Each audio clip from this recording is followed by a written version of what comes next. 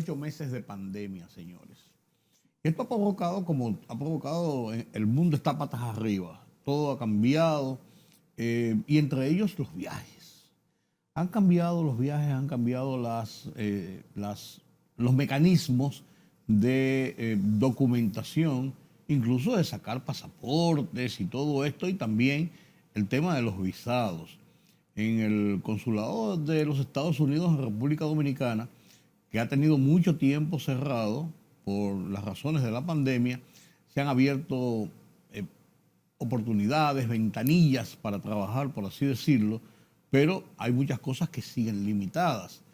Pero también esta acumulación de casos provoca que la gente, unos se hayan restringido de viajar.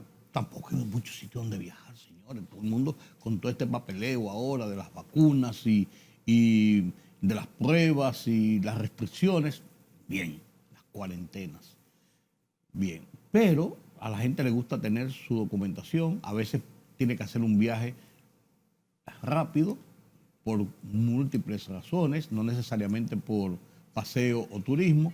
Y de todo esto ocurre, y esto le provoca a mucha gente algunas situaciones de tensión. Acuérdense que tener una visa es un estatus. Perderla puede ser un estigma. Así de sencillo. Es un asunto como social, como de caché. Hablar de visas, ¿con quién más en Oye País que con Sabet Cruz, nuestra experta en asuntos migratorios, no solamente en el caso de visas, sino de un amplio espectro de todo lo que tiene que ver con viajes, documentación y todo esto? Sabet ha estado con nosotros en el tiempo de pandemia a través del Zoom, pero ya está nueva vez en estudio con nosotros. Qué alegría, Sabet. Buenas noches. Buenas noches, Rudy. Un honor siempre estar aquí. Al contrario, para nosotros, porque tú siempre tienes informaciones importantes y cosas que la gente a veces cree, entiende, supone, pero que no son así. Así es. Estaba viendo, y para comenzar por el principio, como decíamos cuando éramos muchachos, estaba viendo el tema de las visas H2A, H2B, que son unas visas especiales de trabajo y no incluyen a República Dominicana dentro del otorgamiento de estas visas. ¿Qué podemos hacer los dominicanos? ¿Quiénes pueden acceder a estas visas? ¿Qué ventajas nos da en cuanto a lo que era el obtener una visa anteriormente? Mira, lo primero que vamos a aclarar, Rudy, en este sentido es que anteriormente la República Dominicana no estaba incorporada al catálogo de países que pueden solicitar estas visas, que, valga decir, es un catálogo bien amplio. ¿Y por qué? ¿Por qué? Porque nosotros tenemos presencia masiva dentro del territorio estadounidense, lo mismo que sucede con la lotería de visas. La República Dominicana no está incluida en el programa de lotería de visas porque este tipo de trámites se reserva a países que cuentan con menos presencia dentro de los Estados Unidos, y la presencia de dominicanos en territorio estadounidense es vasta.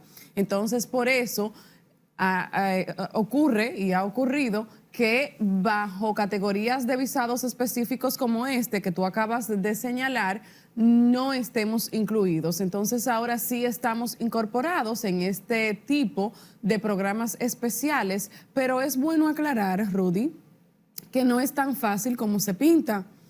No es tan fácil como en principio quieren proyectarlo. Entonces, para eso estamos aquí el día de hoy, para aclarar a esas personas, porque muchísimas personas se nos acercaron una vez que se anunció la apertura. Esta es mi oportunidad para yo meterme por ahí y conseguir esa visa que yo estoy esperando, porque la gente se la busca, ¿eh? La gente se la busca. Además, se crean unas ilusiones a veces que no obedecen a la realidad. Exactamente. Entonces, lo primero que tenemos que apuntar es que es un número limitado de visas.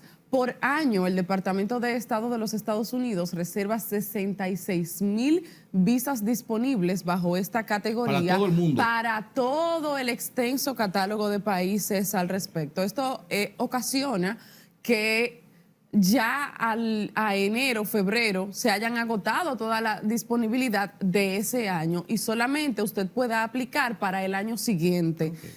También aclarar, Rudy, que cuando hablamos de la visa H2B, estamos hablando de una visa especial de trabajador no inmigrante, que no puede ser tampoco en el renglón agrícola, tiene que ser no agrícola. Y lo primero que debe de saber la persona que tiene interés en este sentido es que debe de contar con un empleador que le patrocine dentro de los Estados Unidos. Que es una visa de trabajo. Correcto. Y tiene que tener esa persona que te contrata.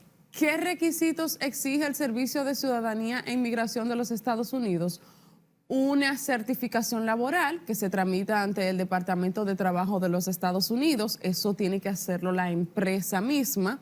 Y para poder aprobarlo tienen que demostrar que es una vacante eventual que surgió, que anteriormente no había esa empresa contratado a ninguna persona para ocupar esa vacante. Tiene que demostrar que también tiene que demostrar que no hay personal dentro de los Estados Unidos que esté en capacidad de ocupar esa vacante disponible, porque como sabemos, la política migratoria estadounidense es muy enfocada en la familia, no así en el aspecto laboral. Entonces, pero no es tan fácil. No es tan fácil como se pinta. Sí, sí. Por eso sí es bueno aclararlo. De hecho, para este año 2021 ya no hay disponibilidad de solicitar una visa laboral. La persona interesada y que cuente y que pueda demostrar que cuenta con los requisitos en este aspecto debe esperar al año siguiente. Aplicar para el 2022. Correctamente. En este año, ¿se han aplicado ya algunas? Sí, pero no para nosotros, porque recuerda que fue nosotros entramos en el 2022. Correcto, nosotros Sí. entramos en el 2022, entonces la persona, como te decía, tiene que demostrar el empleador que tenga una vacante disponible, que es un trabajo temporal, que surgió como parte de la eventualidad y que no hay ningún personal dentro de Estados Unidos que pueda suplir esa mano de obra, que de manera... Eso es muy difícil. Es muy difícil, Muy difícil. Rudy. Y- Es muy Sí, difícil. es complicado. En una nación tan grande donde hay tantos inmigrantes incluso Correcto. establecidos allá, que la mayoría va en busca de trabajo y la mayoría tiene incluso especialidades en trabajos que no son altamente profesionales, sino que son trabajos más bien técnicos. En ese sentido, es muy complicado poder tener una oportunidad de esa naturaleza. Exacto, Pero está ahí. es así, pero es correcto, está ahí, como tú bien lo has dicho. ¿Sabes qué ha pasado con todo el movimiento de otorgamiento de visas, por ejemplo, de Estados Unidos, con el cierre tan largo del consulado? Sí. Porque pues, en principio uno no pensó que esto iba a llegar ni a finales del año pasado y mira por dónde va la cosa. Así es, todavía, Rudy, a estas alturas, la Embajada de los Estados Unidos en Santo Domingo, de manera muy específica, no ha reaperturado los servicios de rutina para solicitud de visa B1, B2. Puedo decirte que ya millones de gente esperando que el consulado reaperture sus puertas desde el 2019, finales. Final, sí. ¿Verdad? Sí, fue, No, cuando se cerró fue inicio 2020. marzo 2020, cuando Correcto. se declaró la pandemia. aquí. Correcto, inicio 2020, la embajada ha paralizado todos los servicios de visas B1, B2 que no entran en categorías de emergencia. Es importante destacar que desde nuestras oficinas le hemos concretado procesos a personas que han demostrado que tienen una emergencia para ingresar a los Estados Unidos y estas visas se están tramitando. Por ejemplo, una persona que tiene un familiar enfermo o que cuenta con un cáncer y que tiene documentación que demuestre estas circunstancias, puede solicitar cita de emergencia bajo categoría B1, B2 y las están aprobando en este momento. De igual manera, actualmente la embajada amplió el criterio después de la pandemia para elegibilidad de renovación de visas y una persona que hace 4 años atrás tuvo una visa B1, B2 puede hacer una renovación sin necesidad de ver personalmente a un oficial consular. A través del BAC. A través del Centro de Atención de Visas, correcto. También los menores de 13 años, tengo la fecha de mayoría de edad de Estados Unidos fija.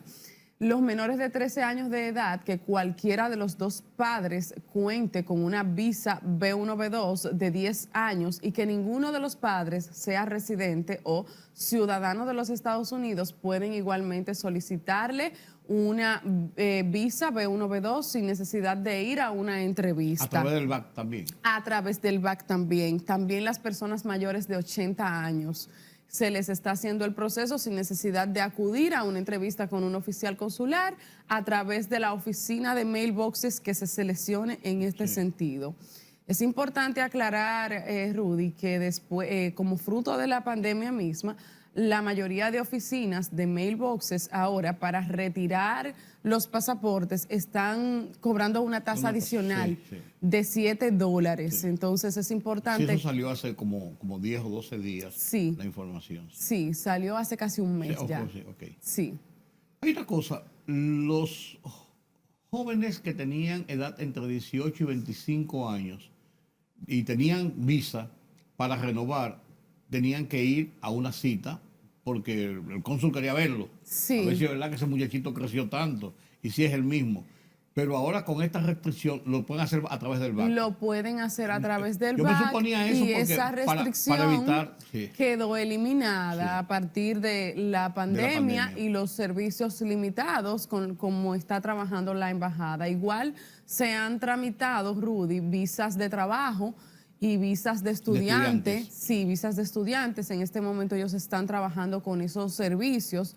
Igualmente, le están dando prioridad a los familiares directos de ciudadanos y ciudadanas de los Estados Unidos que cuentan con una petición en categoría de visa de inmigrante. Es decir, para ir a residir de manera habitual en territorio estadounidense. Yo estuve en el consulado de los Estados Unidos hace como 3 meses, 4 meses.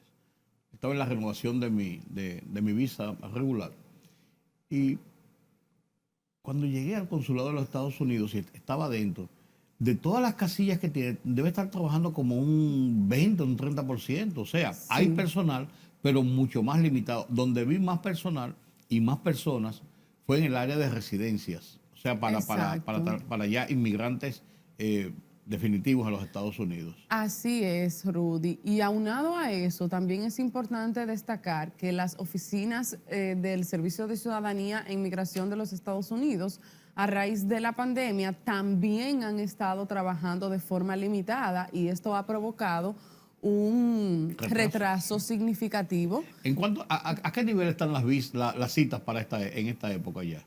Cuando me dices a qué nivel... Ok, si uno fuera a pedir una cita, ¿para cuándo ya se te va prorrogando de la cantidad de citas que están pendientes? ¿O no te están dando visas? Porque es que no están dando citas. O sea, ellos están asignando las citas de manera automática a casos específicos que ellos lo entiendan. Actualmente, si usted ingresa a la plataforma de Use Travel Docs, que es la plataforma hábil para seleccionar cita, no va a encontrar disponibilidad de citas, salvo que usted escriba directamente por una situación X o Y, ya es una situación especial, no rutinaria. Correcto, se ponga en contacto con el personal de la embajada porque usted tiene una necesidad urgente, etcétera, etcétera, o su peticionario dentro de los Estados Unidos.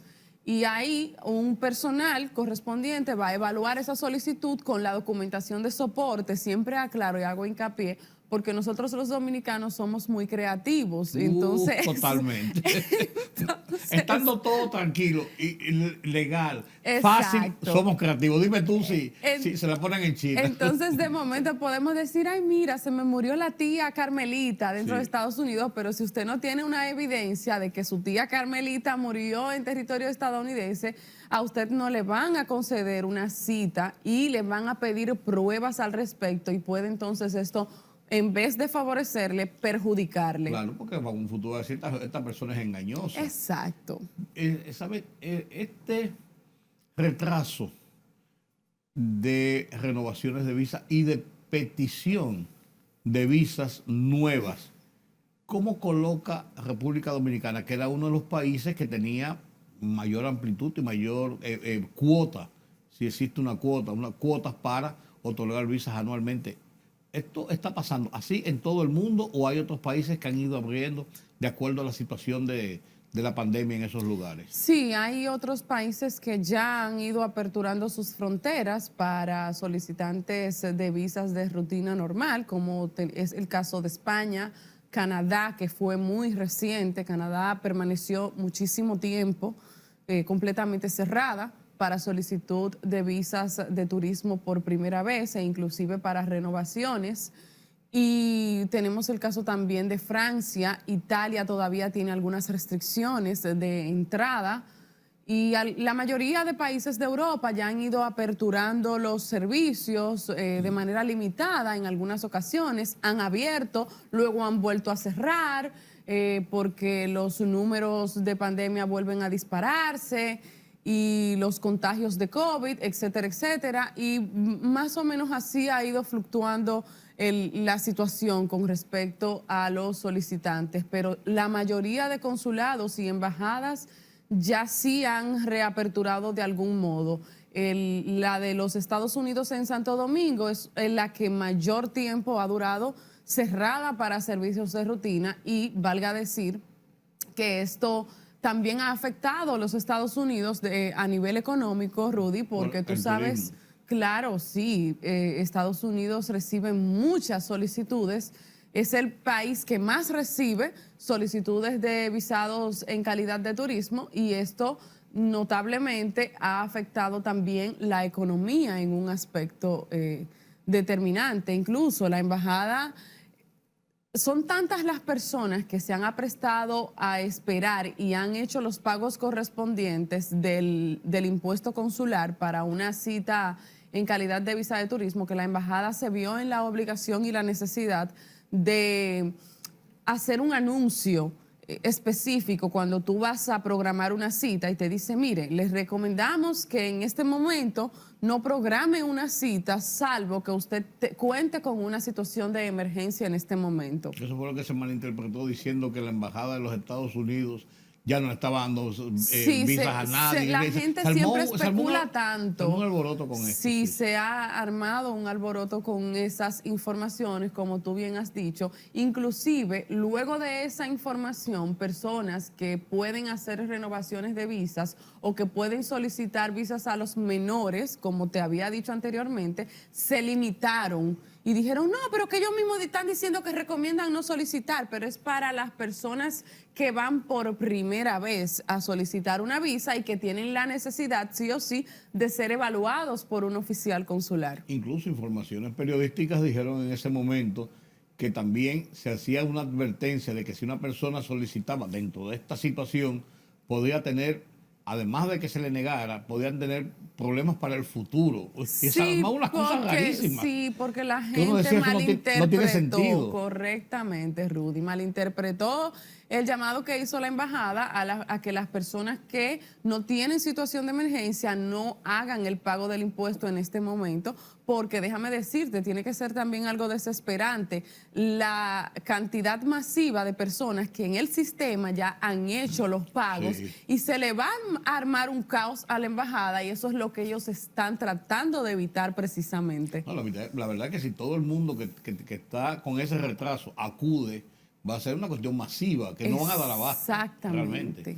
Y además, porque no solamente es una entrevista, el tiempo que toma y todo esto, sino también el procesamiento de documentos, de pasaportes, de colocación de visas, o sea, exacto. Y además en la parte de los residentes, todo el papeleo que eso conlleva y... Es una situación más complicada. Así es, Rudy. Tú sabes que hablando tú de los residentes, en algunos casos de peticiones, también el personal de la embajada ha decidido no dar una entrevista directa, sino que ha solicitado que se le envíen los pasaportes por mailboxes para ellos devolver los visados en casos que ellos entienden que pueden... Que no es necesaria la presencia de los beneficiarios y peticionarios en casos de visas de inmigrantes. Sí, pero mira, eso es una buena medida, porque así como nos hemos acostumbrado a las reuniones por Zoom, esa es una forma de agilizar y de evitar la presencia. Correcto. Y de evitar incluso mucha gente aglomerada, la presencia masiva. Exactamente. Por último, saber, si bien es cierto que óigame a mí de freco diciendo que su especialidad es el tema de la Embajada de los Estados Unidos, porque es quizás lo que más mueve personal en República Dominicana en busca de ayuda de profesionales como el caso tuyo, que eres una experta en asuntos de migración.